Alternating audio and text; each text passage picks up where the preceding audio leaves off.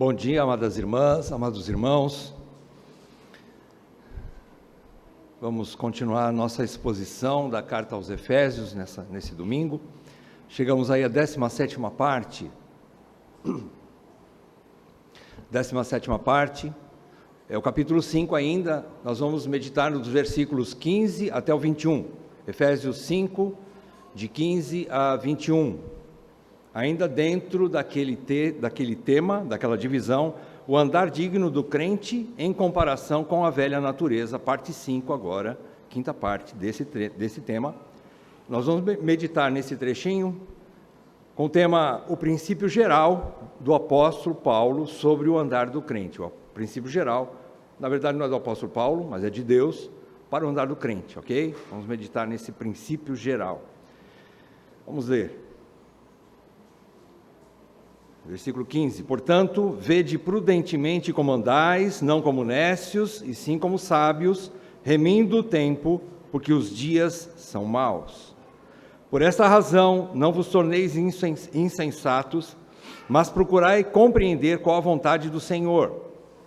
E não vos embriagueis com vinho, no qual há dissolução, mas enchei-vos do Espírito, falando entre vós com salmos, entoando e louvando de coração ao Senhor, com hinos e cânticos espirituais, dando sempre graças por tudo a nosso Deus e Pai, em nome de nosso Senhor Jesus Cristo, sujeitando-vos uns aos outros no temor de Cristo. Oremos mais uma vez.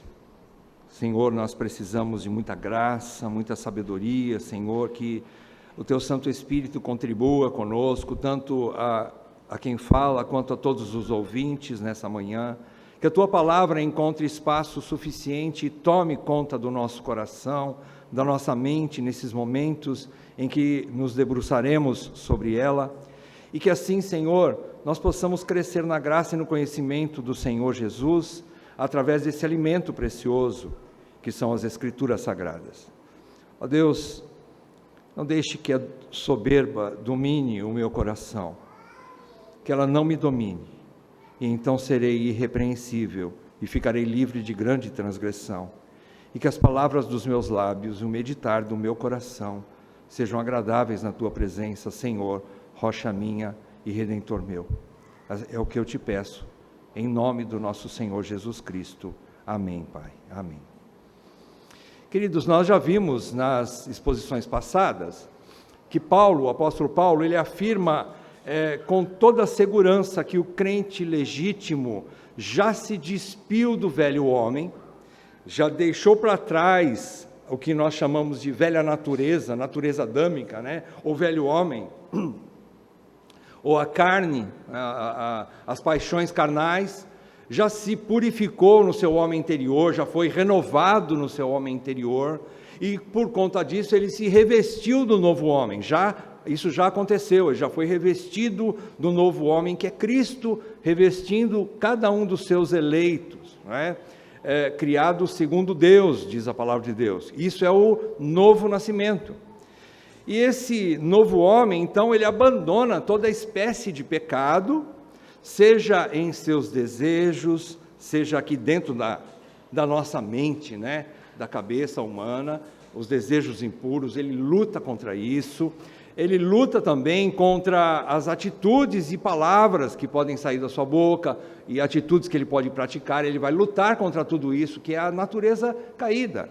Então isso é a verdadeira prova de que você e eu somos cristãos. Quando nós lutamos, não é que nós não teremos mais pensamentos impuros, desejos impuros, e até mesmo práticas impuras, mas é que nós vamos lutar contra isso. Essa é a prova de que você é eleito, eu também.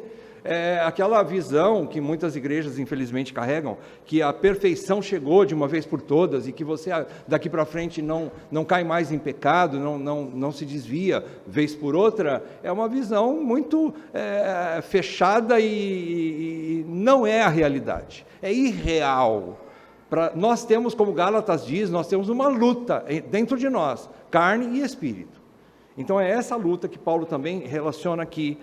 Depois ele falou que nós somos também filhos da luz, aqui nos últimos versículos que nós vimos na semana passada, de 3 a 14, nós somos filhos da luz, e como filhos da luz, nós vamos expressar. O que significa ser filho da luz? É expressar a glória de Cristo em nossas vidas. Nós estamos sendo transformados para sermos a semelhança de Cristo. Ele, como nosso irmão mais velho, é o nosso referencial. Nós olhamos para Cristo, aprendemos como Ele viveu, as suas palavras, as suas ordenanças, e vamos nos esforçar para praticar essas verdades em nossas vidas. Isso é o que é andar na luz, é viver como filhos da luz. E nós, por conta disso, vai acontecer algumas coisas na minha e na sua vida, quando nós queremos andar conforme Cristo, andando conforme filhos da luz. Para algumas pessoas, nós vamos trazê-las, e elas vão se aproximar. São aquelas que estão no coração do Pai, outros eleitos, que vão também chegar a você e dizer, eu tenho visto algo diferente na sua vida. Essa luz está brilhando, há uma glória. Lógico, ele vai dizer com outras palavras, né? Mas vai chegar a você e vai desejar essa mesma vida, nova vida que você tem. Por outro lado, nós vamos criar algumas inimizades, nós vamos ter que nos dividir. Jesus mesmo disse que aquele que amar mais pai, mãe, filho, filha do que a mim, não é digno de mim. E ele disse também que eu vim para trazer espada, não é? O que significa? Divisão entre vocês. Então vai ter alguns problemas, nós vamos criar alguns problemas, porque nós vamos ter como referencial a vida em Cristo. E nós queremos agradar mais Ele do que os homens. E por conta disso, pessoas vão se distanciar de nós. Perceberam? Alguns vão se achegar a nós, porém outros vão nos deixar, e nós vamos ter algumas perdas aí de algumas amizades, enfim. Essa é a vida cristã. E esses que estão sendo reprovados nas obras infrutíferas das trevas, como diz ali no trecho que nós lemos de 3 a 14 do capítulo 5, essas pessoas vão realmente ser julgadas pela nossa própria atitude, pela luz. Quando a luz chega no meio das trevas, nossas próprias atitudes condenam essas pessoas, e essas pessoas vão se afastar de nós. Então é assim que acontece na vida cristã. Bem, hoje nós vamos ver o princípio geral de Paulo, como Paulo coloca aqui, ele ensina sobre essa nova vida do eleito na dependência total do Espírito Santo. Nós vamos perceber que existe um versículo aqui, que não é só o versículo mestre ou o versículo chave dessa passagem, mas de toda a carta. Nós vamos perceber daqui a pouco. Bem, então, nós temos essa dependência do Espírito, mas antes de Paulo começar a colocar de maneira bem prática e bem detalhada. Paulo é maravilhoso, é um mestre, que nós aprendemos com ele. Ele ensina princípios da doutrina, ele ensina primeiro teologia, e depois ele vai para a prática. E dentro da prática, ele esmiuça de maneira que todos possam compreender. Essa é a função do mestre, detalhar para que todos compreendam. É o que Paulo vai fazer a partir do versículo 22. Ele vai falar para mulheres, como as mulheres se comportam dentro do casamento, os maridos dentro do casamento, pais com filhos, filhos com pais, patrão com empregado, empregado com patrão, e como nós vivemos uma vida de combate a Satanás, e em oração e vestindo toda a armadura de Deus. Então, Paulo vai mostrar de forma prática, mas antes, ele quer lançar esse princípio. Paulo lança uma base para tudo isso. Ele já lançou em detalhes, desde o início da carta, mostrando a salvação que nós temos exclusivamente vinda de Deus para nós. Ele mostra o Deus triuno salvando o eleito, salvando o crente. Deus escolheu, o Filho veio, morreu e viabilizou a salvação deles. Ele justificou, o Filho justificou, o Pai elegeu, o Filho justificou e o Espírito aplicou a salvação a cada um dos eleitos. O Espírito vivificou e assim o Deus triuno salvou, é a redenção na pessoa do Deus triuno. E depois então ele passa a falar de forma mais prática a partir do capítulo 4. Então vamos lá. Em primeiro lugar, então, vamos fazer esse contraste aqui que Paulo faz entre a verdadeira sabedoria do alto e a consequente prudência que ela gera em cada crente. Ele gera uma prudência, e em comparação com o outro extremo, que é a tolice e a insensatez dos que vivem ainda nas trevas, ok? Então, versículo 15, Paulo diz assim: portanto, vede prudentemente como andais. A prudência é fruto da sabedoria, e a sabedoria que não é a sabedoria humana, mas a sabedoria que ele vai colocar aqui, a sabedoria que vem do alto, a sabedoria de Deus, sabedoria do alto, como Tiago fala, né? Tiago fala sobre essa sabedoria. Paulo então está falando isso, essa sabedoria vai gerar uma prudência, um cuidado. Algumas Bíblias, acho que na NAA, ela fala, vede prudentemente, tomem cuidado como vocês andam, é mais ou menos isso, né? Quem tem a NAA aí para poder ler para a gente? A versão Nova Almeida atualizada. Portanto, isso, tenham cuidado, como é que é? Tenham cuidado com a maneira como vocês vivem. Perceberam? Então, existe um cuidado. Veja, a vida cristã não é uma coisa que acontece misticamente, não é uma coisa que é do dia para a noite que acontece, e nem tampouco algo que é inconsciente. Não, Deus nos deu um cérebro que pensa, e Ele usa o cérebro pensante, a racionalidade do homem, para fazer com que ele ande, ele possa discernir entre o certo e o errado.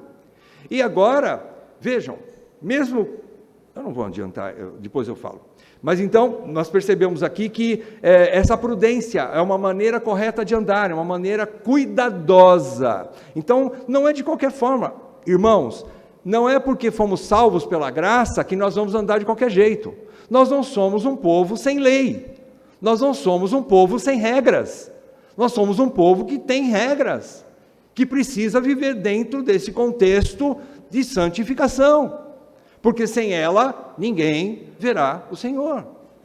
Então nós temos sim leis, nós temos regras, nós temos que ter prudência, não andar como ele conclui no final do versículo 15, não como nécios, como loucos, né? Como tolos que andam sem ter referencial algum e de qualquer jeito, sem responsabilidade alguma, sem temor, sem limites. Não é assim que o crente anda, mas vocês andam como sábios, final do versículo 15, é assim que nós temos que andar. A sabedoria nos leva a essa prudência, que é uma cautela. Jesus ensinou a todos os discípulos, ele disse: vocês têm que ser sim, simples para com o pecado, simples como as pombas, porém prudentes como as serpentes. As serpentes são prudentes, elas nunca dão as costas para o inimigo, você percebeu? Você já esteve de frente com uma cobra venenosa, por exemplo? Você já teve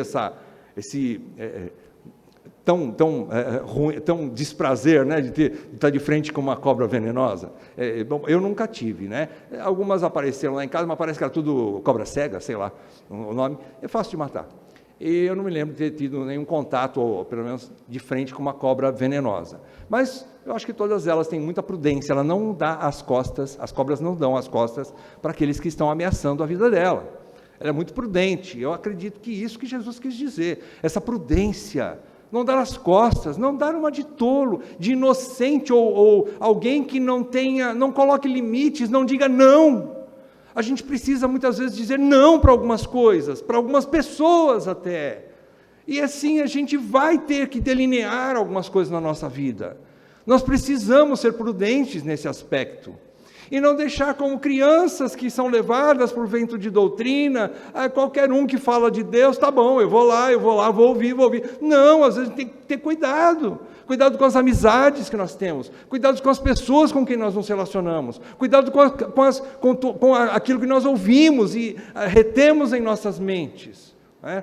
Cuidado, prudência é isso, estabelecer limites e vigiar constantemente. É isso que Paulo está querendo dizer no versículo 15 aqui. E o versículo 16, aliás, voltando no versículo 15 ainda, você percebe que tudo que ele está falando do 15 ao 17 é uma ordem apostólica. Ele, como apóstolo, ele tem autoridade para chegar para a igreja, e para nós nos chega isso hoje, porque ele foi comissionado por Deus como apóstolo, né? Então ele está realmente sendo um homem de autoridade sobre todos nós, e essa palavra chega a nós até nós hoje, Essa palavra apostólica é uma ordem, ele está no modo imperativo, aqui ele diz: portanto, vede prudentemente como andais, não como nécios, e sim como sábios. Então é uma ordem de Paulo: não andem como tolos, mas andem como sábios, que sejam prudentes, remindo o tempo. Por quê? Porque ele põe uma causa aqui, porque os dias são maus.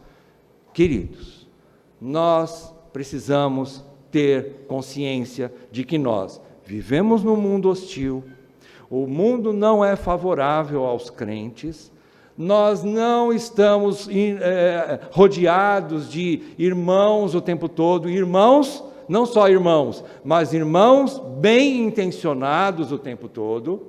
Não é assim. Então a gente precisa ter cuidado. Ele diz aqui: remindo o tempo, porque os dias são maus. Nada é favorável ao crente. Se nada é favorável ao crente, nós temos que ter muita cautela, vigiar o tempo todo e buscar aquilo que nos edifica, que nos fortalece a nossa fé, para que não sejamos enganados.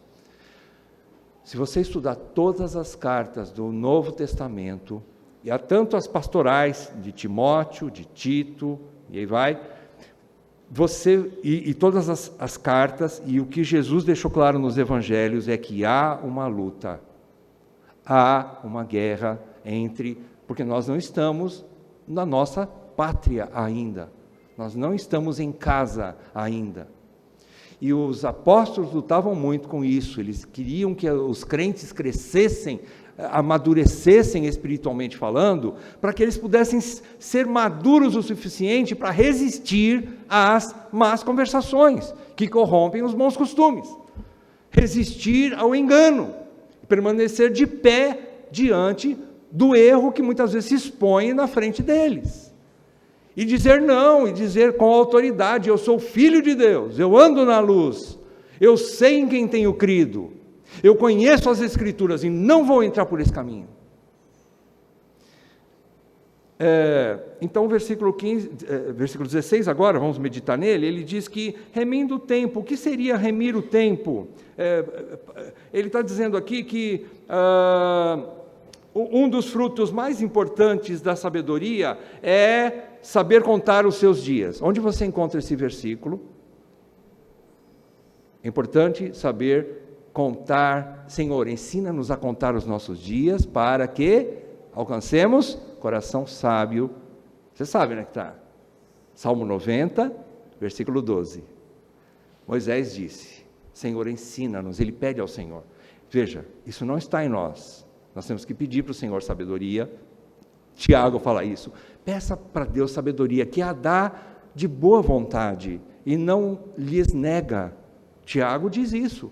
Peça, mas peça com fé, não como o homem que duvida, peça com fé, e Deus lhe dará a sabedoria que você discerne as coisas, a sabedoria que, depois nós vamos ver aqui o que é a sabedoria bíblica. Nós vamos entender, sabedoria não está focada ou vinculada a conhecimento de ciências humanas ou coisas seculares, isso é sabedoria também, mas é uma sabedoria humana, que tem limites e que não leva para a vida eterna, mas é uma sabedoria que conduz para a vida eterna, é o que Paulo propõe aqui, e que Tiago também diz: busque essa sabedoria. Por quê? Porque você sozinho, muito ingênuo, será enganado se você não for sábio, se você não for prudente, você vai ser enganado. Não veja todo mundo como bonzinho, cuidado. Infelizmente, irmãos, é realidade. O que nós vamos fazer? Então ele ensina, vocês têm que ter cuidado, e agora ele diz assim: remindo o tempo, porque os dias são maus. O versículo, como eu disse para você, esse capítulo 90 do Salmo, versículo 12, Moisés pede isso para Deus: ensina-nos a contar os nossos dias. Isso é ter sensatez para viver o agora de forma prudente. Ensina-nos a contar os nossos dias. Ele não está querendo saber assim: Senhor, quantos dias eu vou ter de vida?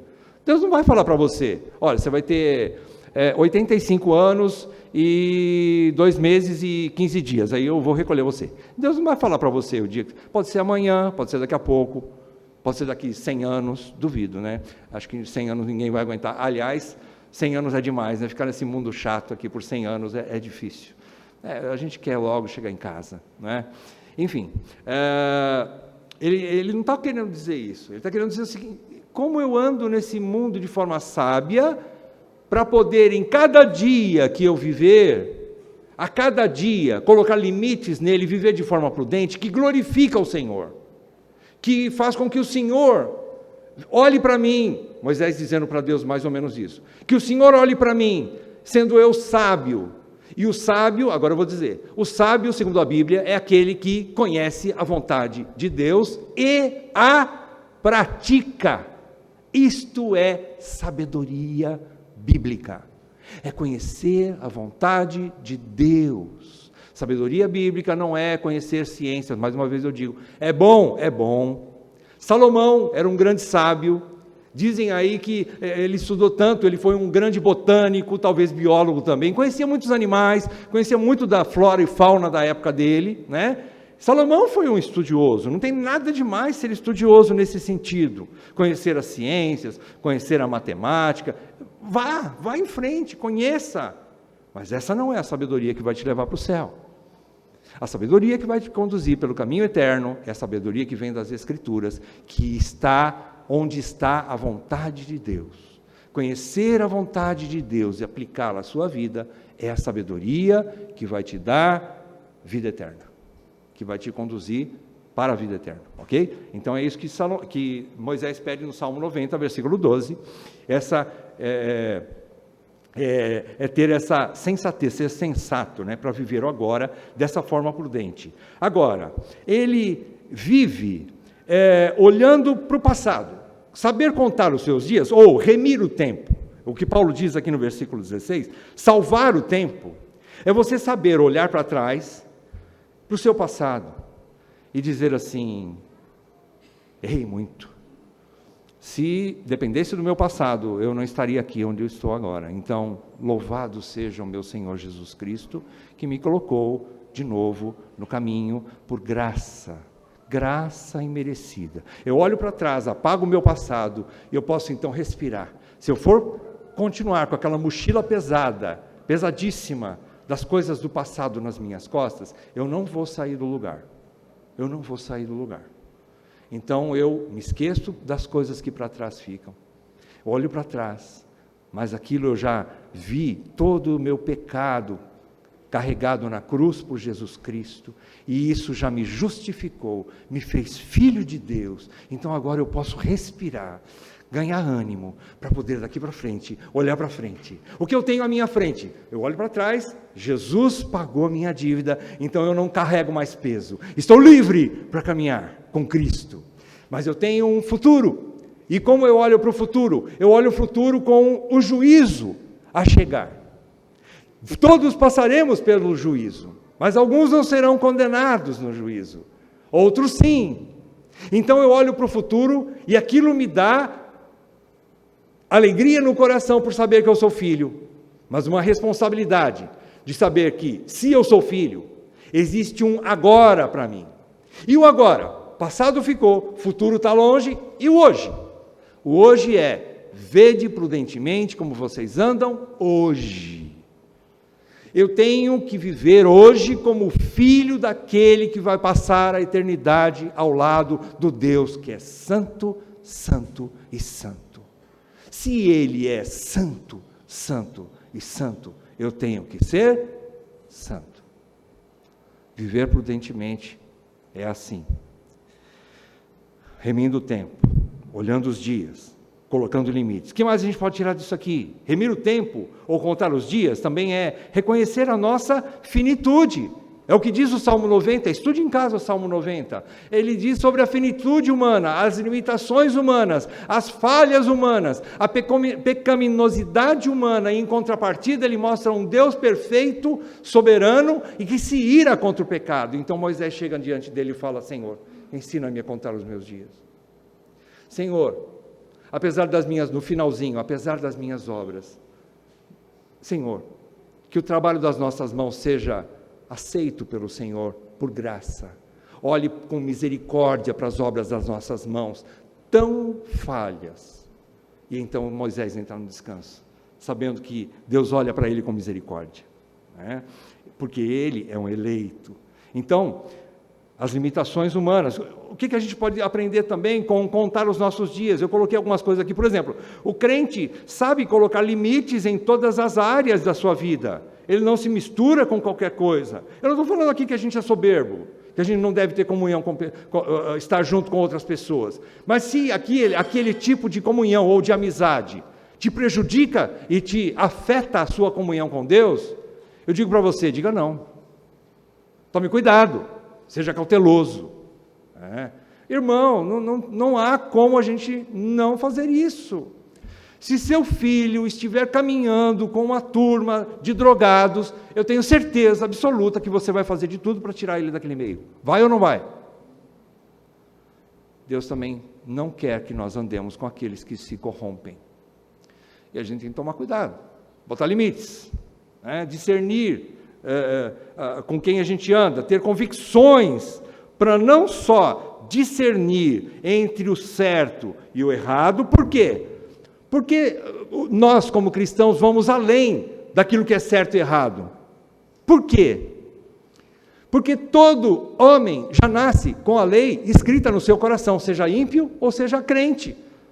Irmãos, todo homem sabe o que é certo e o que é errado, o que é moralmente, o que é moral e o que é imoral. Não precisa ser crente. Irmãos, às vezes os bandidos não vão confessar isso de cara, mas ele sabe no coração dele que matar uma pessoa é errado. Ele sabe. Ele faz isso porque ele está no caminho do mal. Mas ele sabe o que é certo e errado. Então nós, como cristãos, temos que ir mais além. Nós sabemos isso, é verdade, o que é moral e o que é imoral. Nós somos seres morais. O homem é ser moral, independente da sua fé. Mas é mais do que isso. Saber contar os seus dias é mais do que isso, mas é discernir qual é a vontade do Senhor. É isso que faz a diferença entre o homem que não é crente e o que é crente, entre a pessoa que não é cristã e a que é cristã. Ela conhece a vontade do Senhor. E como que ela vai conhecer a vontade do Senhor? Ficando só em casa, ela diz: Senhor, fala comigo, Senhor. Enche. Como é que eu vou me encher do Espírito? Já estou adiantando o próximo versículo, né? Não é assim que você vai ficar cheio de sabedoria. A sabedoria está contida num documento chamado Palavra de Deus, Bíblia, Escrituras Sagradas. Não tem outro documento para nós adquirirmos sabedoria. Pode ler bons livros que estão baseados na Bíblia, claro, eu incentivo muito, sou leitor de muitos livros, bons livros de bons escritores. Mas é a palavra de Deus que baseia, norteia, que nos dá sabedoria, que é o documento para conhecer a vontade do nosso Pai. Não tem outro.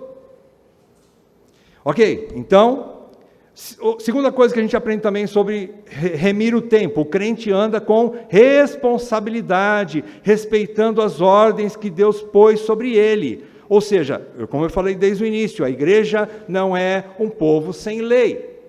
Terceiro lugar, o crente não deixa para amanhã o que ele sabe que deve fazer hoje. Irmãos, isso é uma regra que as nossas mães colocavam sobre nós, não é mesmo? Eu lembro até hoje minha mãe falando. E eu pensei que depois de casado ia acabar, mas não acabou, porque tem outra pessoa falando para mim. Não deixe para amanhã o que você pode fazer hoje. E é uma verdade, irmãos. A gente gosta de procrastinar e não é bom. Não é bom. Quando você sabe que tem que fazer o bem e não faz, com isso está pecando, diz Tiago. Então a gente tem que tomar cuidado. Então é saber, o crente ele não negligencia o que pode aproximá-lo mais e mais do seu Deus. Ele não negligencia, ele não empurra com a barriga. Ele sabe que ele inserido dentro de uma igreja, a igreja boa, a igreja bíblica, vai oferecer tudo que ele precisa para o crescimento dele, vai oferecer reuniões específicas para mulheres, específicas para homens, específicas para crianças, para adolescentes, jovens. Tem culto, tem EBD, tem outras aulas que vão chegando por aí, e a gente vai caminhando, discipulado, e a gente vai crescendo. A gente vai ter que colocar limites em algumas coisas que podem nos roubar esse tempo. Eu sei que em muitos lugares, muitos irmãos, muitas pessoas, às vezes tem um trabalho que não tem um dia certo, às vezes são militares, né, que entram de serviço e tal, às vezes tem que faltar numa reunião, num culto, numa aula, é normal, mas isso, como diz Hebreus 10, 25, não pode virar um costume. Deixar de congregar não pode virar um costume. Então, se a gente não cresce, não é porque a igreja não oferece, mas é porque eu não estou lá para comer a comida que a igreja oferece. É ou não é? Concordam ou não? Queridos, tem muito mais para oferecer, e a igreja poderia oferecer, e creio que a gente está caminhando para isso. Mas, irmãos, a gente já tem o suficiente, queridos. A gente tem tido muita aula boa por aí, muita coisa boa para comer. Basta agora a gente ir ao restaurante e comer a comida boa, né? Estar presente e se alimentar. E isso é remir o tempo, cortar da nossa vida aquilo que é secundário e que está atrapalhando o meu relacionamento com Deus e com a igreja do Senhor. Remir e salvar o tempo significa isso, segundo Paulo, seria livrar-se das tentações, das propostas indecentes, de tudo que pode roubar nosso tempo de intimidade ou comunhão com Deus e sua igreja. Calvino até completa isso, no comentário de Efésios, nesse versículo, Calvino diz que, ele completa, Calvino afirma que salvar o tempo, remir o tempo, seria deixar os infindáveis e cansativos labores da vida, por mais justos que eles sejam, deixar esses labores infindáveis e cansativos, que nos levam a criar desculpas para negligenciar o sagrado. Quem não lembra do caso de Marta e Maria? Eu gosto muito de Marta e de Maria também, viu? Não estou fazendo aqui time, não. Vamos, todo mundo mete o pau na Marta. Não. Marta tem o seu lugar na Bíblia, muito querida irmã Marta, né? Só que Jesus diz para ela que Maria escolheu a boa parte. Não precisa tanta coisa. Ele falou assim, por que você se enroscou com tantos afazeres? Só um é o suficiente. E Maria escolheu a boa parte, porque se assentou aos meus pés para me ouvir. Então, queridos, é isso, é saber discernir. Quem vai fazer isso? Teu pai? Tua mãe? Teu marido? Tua esposa? Não! Você tem que fazer isso. Você tem que aprender a fazer isso. Paulo coloca mais um alerta aqui, mostrando que os dias são maus, que isso significa então que o crente não terá nada favorável nesse mundo, quando ele diz, por esta razão, versículo 17, não vos torneis insensatos, mas procurai compreender qual a vontade do Senhor. Mais uma vez ele diz, por essa razão, já que você tem que remir o tempo e tem que andar prudentemente como sábio, então conheça a vontade do Senhor, isso te fará sábio. Eclesiastes, só para encerrar esse trechinho, Eclesiastes 12, versículos 13 e 14, diz assim, de tudo que se tem ouvido, a suma o resumo é, teme a Deus, e que mais? E guarda os seus mandamentos, porque isto é o dever de todo homem. Versículo 14, porque Deus há de trazer a juízo todas as obras, até as que estão escondidas, quer sejam boas, quer sejam más. Já que eu tenho um juízo à minha frente, eu tenho que hoje me posicionar. Opa, acendeu a luz vermelha, eu temo a Deus. Eu não quero ser lançado no fogo do inferno junto com os ímpios, com aqueles que foram, que o Senhor não escolheu. E como que Deus faz com que o crente persevere? Através de exortações como essas aqui. Não vivam como nécios, mas sim como sábios. Deus usa o nosso raciocínio, queridos. Você não vai perseverar como santo, empurrando a vida cristã com a barriguinha. Nós não vamos chegar ao céu sem esforço.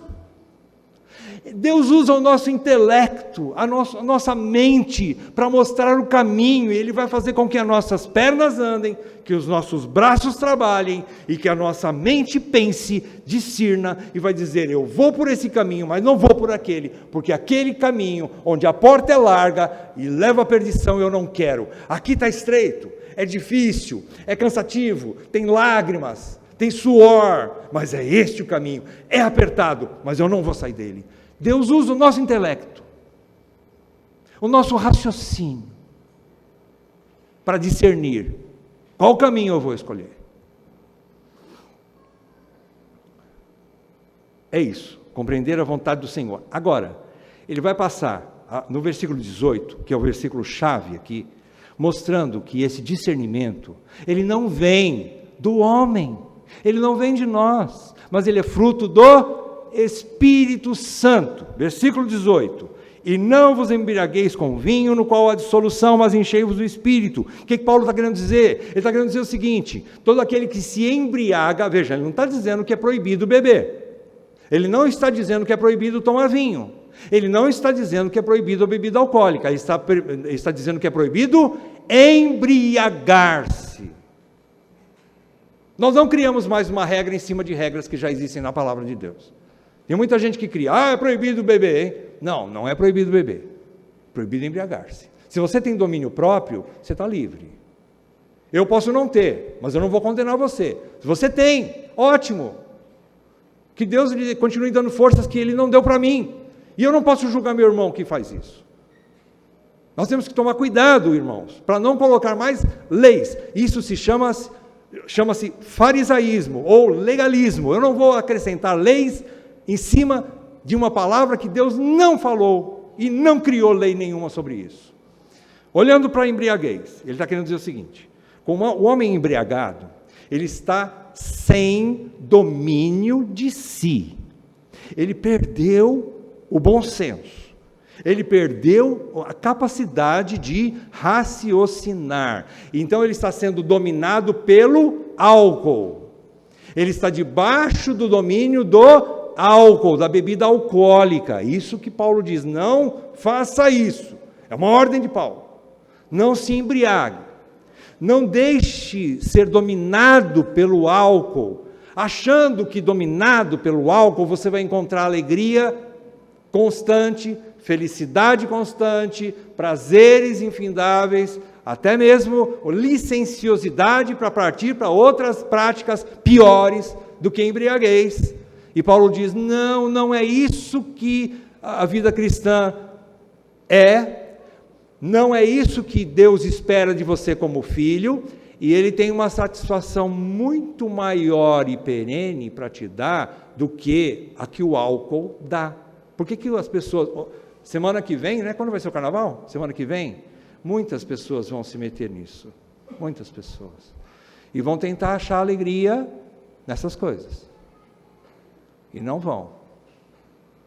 Por isso que chama quarta-feira de cinza, né? Dá vontade de sumir do mundo, vestir de pano de saco, né?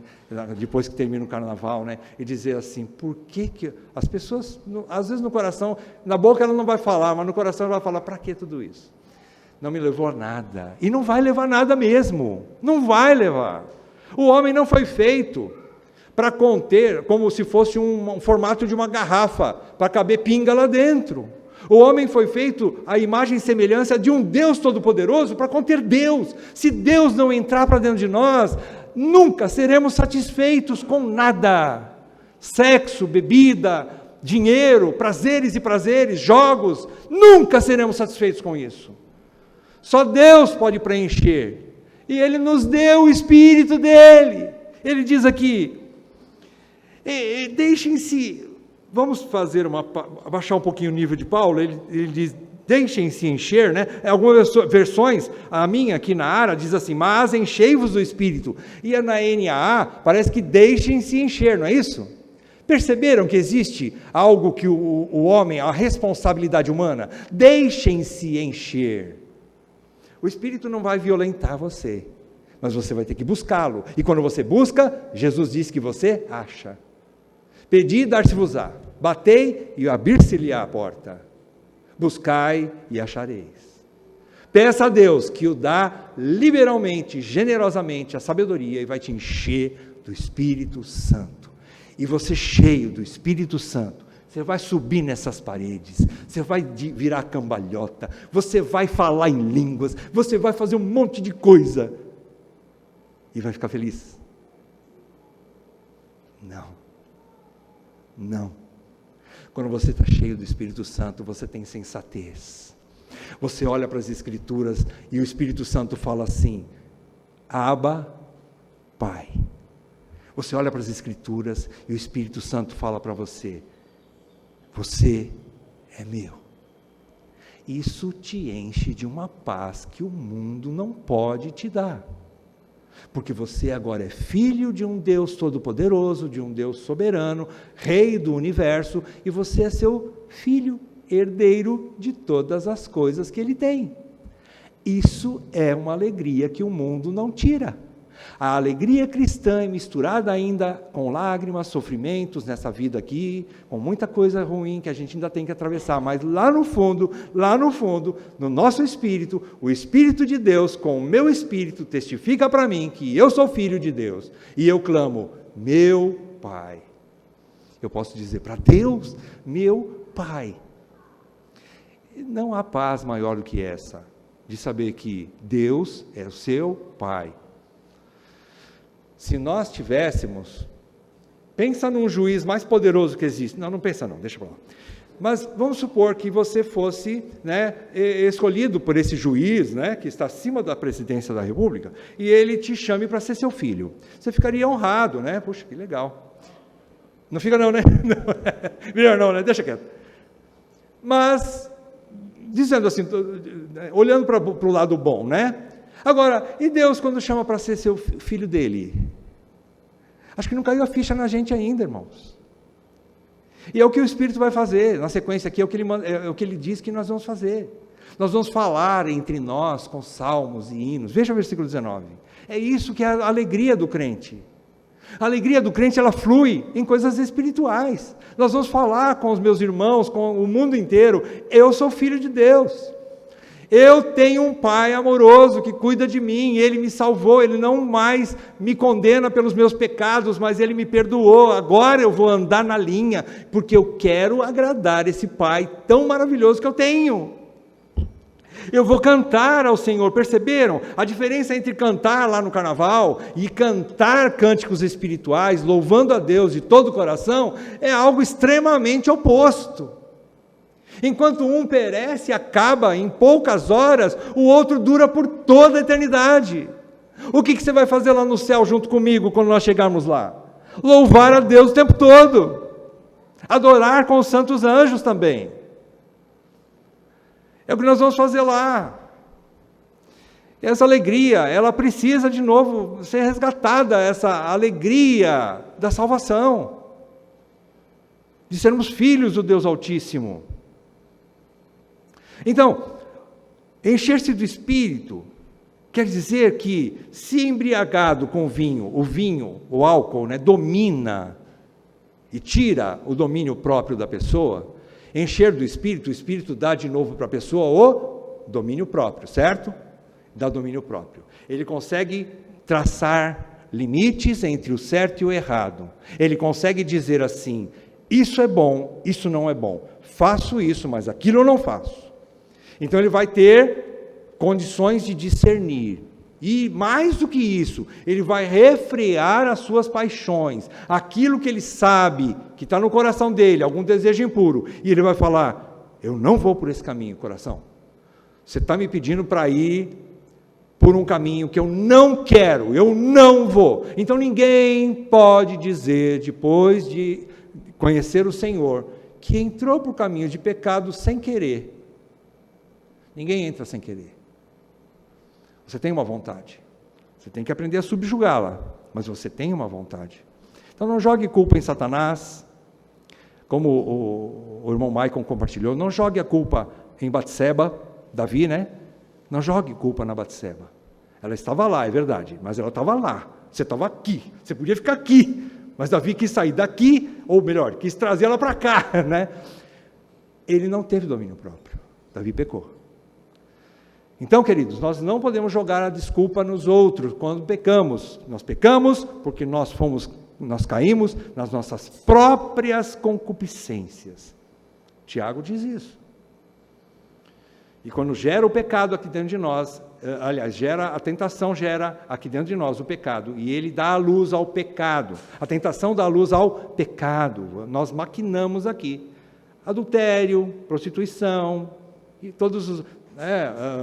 ganhar dinheiro ilicitamente, enfim, não vamos enumerar aqui que são vários, mas a gente tenha um domínio que o Espírito Santo nos dá. É isso que Paulo está querendo dizer. Então, a regra de Paulo aqui, o princípio geral é: seja cheio do Espírito Santo. Ele está querendo dizer aqui que, cheio do Espírito Santo, a gente vai falar. O que ele fala no versículo 9? O que vai sair da nossa boca? Quando Paulo usa a palavra salmos, ele está querendo se referir à Bíblia que ele tinha na época dele, e especialmente o livro de Salmos, que era um livro dos mais usados pelo judaísmo. Ele está querendo dizer assim: quando você está cheio do Espírito, você está cheio da palavra de Deus. Não tem como encher do Espírito, ficar só lá em casa sem estudar a Bíblia, porque a Bíblia é o que enche você do Espírito Santo. Então, encher-se do Espírito é encher-se da palavra, e nós vamos falar a palavra, não é? Nós vamos falar a palavra de Deus, nós vamos cantar louvores, hinos e cânticos espirituais, não qualquer tipo de música, mas música que realmente expresse verdades bíblicas. Tem muitas canções que se dizem gospel, que não tem nada a ver com a palavra de Deus, isso não edifica. E você, como crente, pode sim dizer: eu não vou ouvir isso aí. Em vez de comer isopor, eu quero comer picanha. Tem muita coisa boa para comer, tem muita música boa para ouvir. Encha-se de músicas e cânticos espirituais, que falam ao coração, que exaltam as grandezas do teu Deus, que falam sobre Jesus como um maravilhoso Redentor, que falam as verdades bíblicas. Tem muita música boa, não precisa ficar comendo isopor. É isso que Paulo está falando, no versículo 20, dando sempre graças por tudo ao nosso Deus e Pai, em nome de nosso Senhor Jesus Cristo. Paulo está querendo dizer assim: o homem cheio do Espírito, a mulher cheia do Espírito, ela sempre tem graças ou ações de graças, gratidão em seu coração, porque ela olha para Jesus, para o sacrifício dele lá na cruz, através do nome de Jesus, ela vai e entra lá dentro. Aquela pessoa cheia do Espírito entra lá no Santo dos Santos e agradece a Deus e louva a Deus.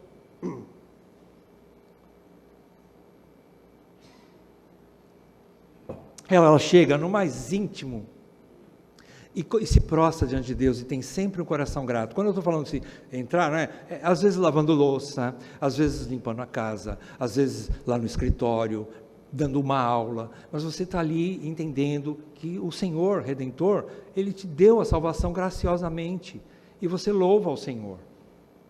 E apesar das circunstâncias, você também compreende que, apesar de tudo, todas as coisas estão debaixo do domínio do teu Pai, e se Ele é teu Pai, todas as coisas cooperam para o teu bem, que amam a Deus, aqueles que amam a Deus. Então é isso, nós louvamos ao Senhor. E a terceira coisa que acontece aqui, versículo 21, nós aprendemos a ser humildes o suficiente para nos submeter uns aos outros, sendo sujeitos uns aos outros, tendo entendimento de que eu preciso de você, você precisa de mim, porque sem você eu não consigo caminhar. Paulo foi humilde o suficiente para lá no comecinho da carta, no capítulo 1, ele dizer assim, versículo 17 do capítulo 1, ele diz assim, desculpa, acho que não é esse aqui não. Perdão, capítulo 3, versículo 18. Capítulo 3, versículo 18, Paulo diz assim, ele foi humilde o suficiente para compreender que sozinho ele não ia para lugar nenhum, e ele era um apóstolo. Então ele diz assim, a fim de podermos compreender com todos os santos qual a largura, o comprimento, a altura e a profundidade, e conhecer o amor de Cristo. Tá? Então, o Paulo entendeu que ele precisava dos dons dos seus irmãos para completar o conhecimento que ele precisava ter de Cristo.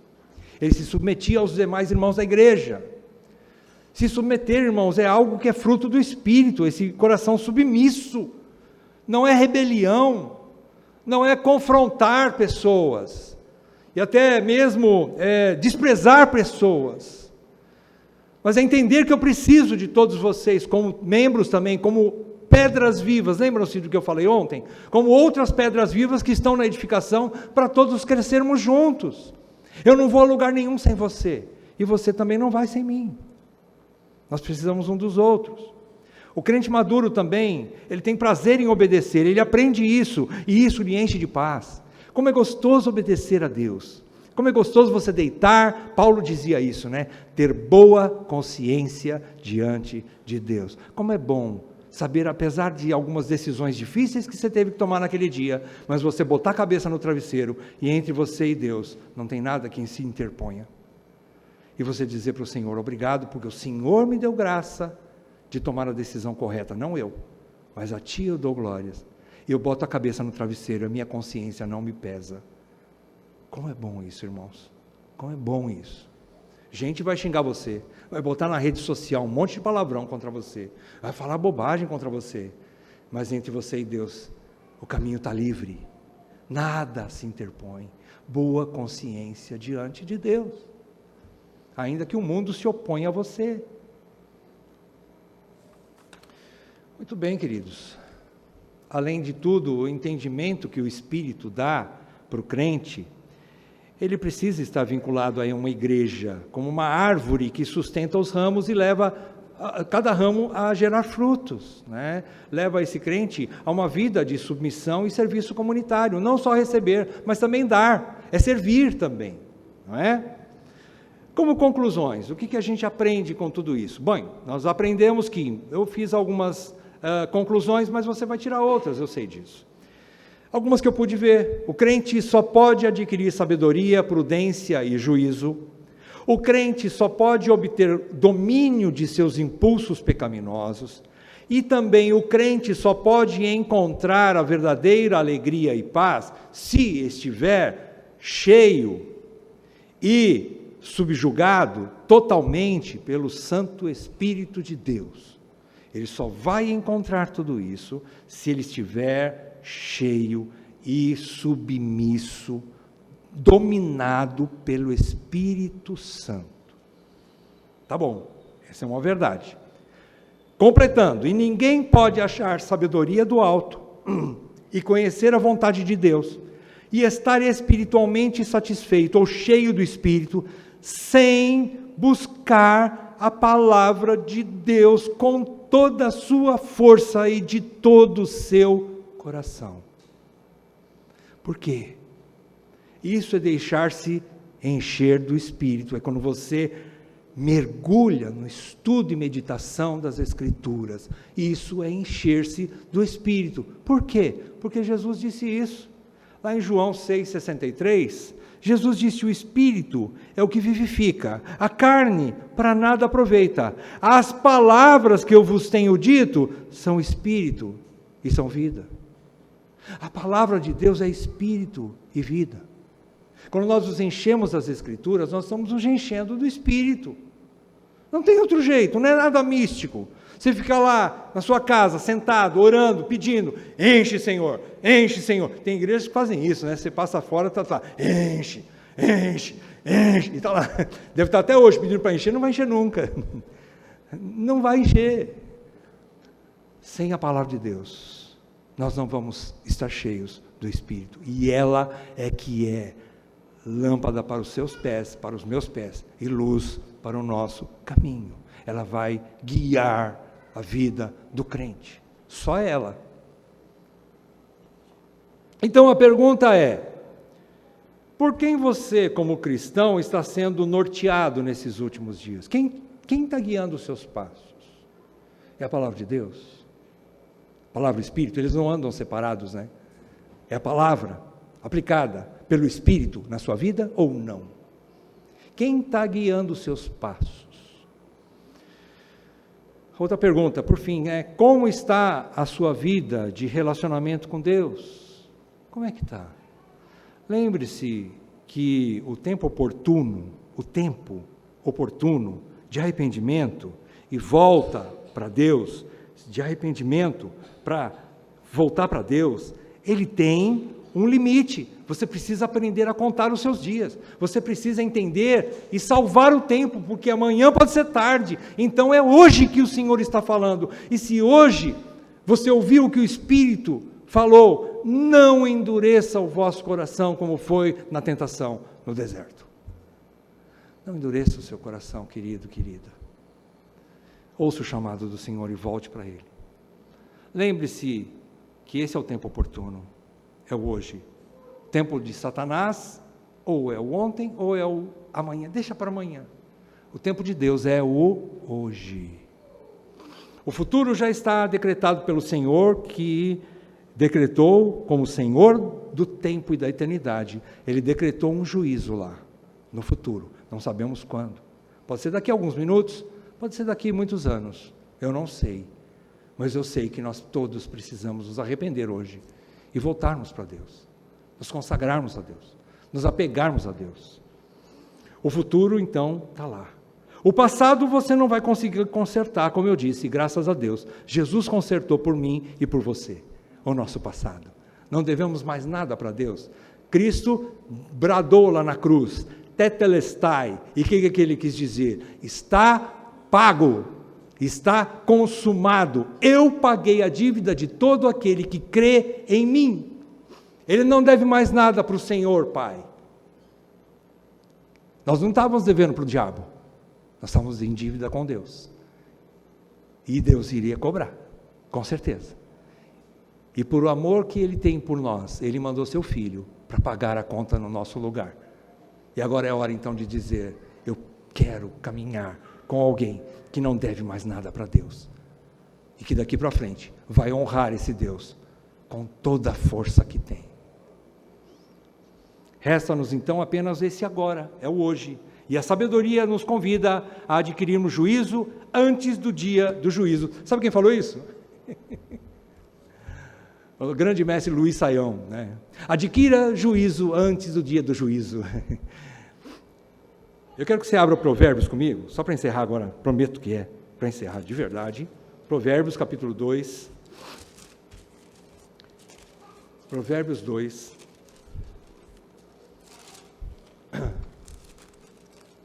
Vamos ver aqui, deixa eu ver, Provérbios 2.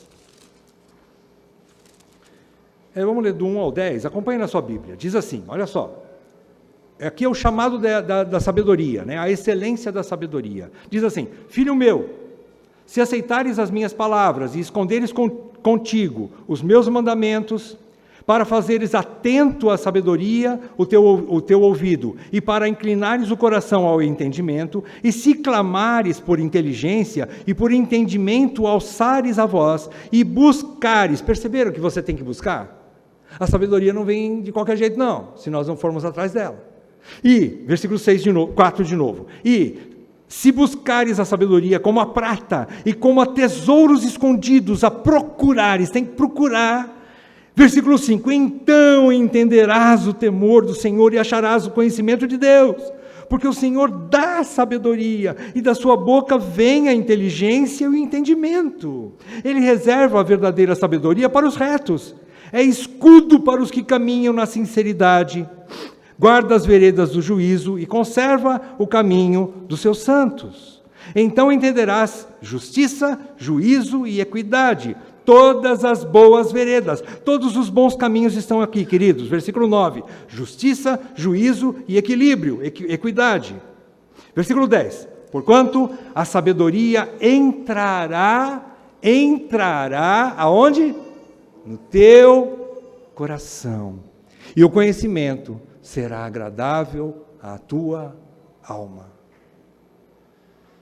Que você se deleite na sabedoria de Deus, para poder andar nesse mundo, conforme o chamado digno que Ele te fez, um chamado honrado, para ser filho de Deus. Irmão, isso não é de pouca monta, não é coisa pequena, ser filho do Deus Altíssimo. Que sejamos esses príncipes e princesas que honram a coroa que você recebeu como filho de Deus. Em nome de Jesus. Amém, meus irmãos.